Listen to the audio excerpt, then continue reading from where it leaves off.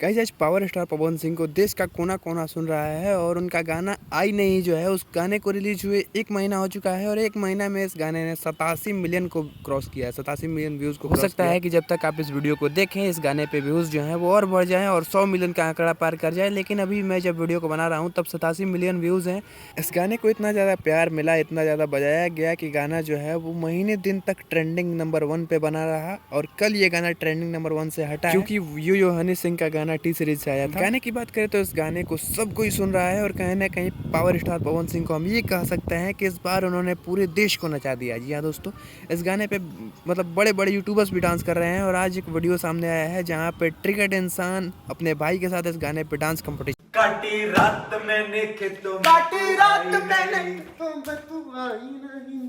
काटी रात मैंने खेतों में तू आई नहीं।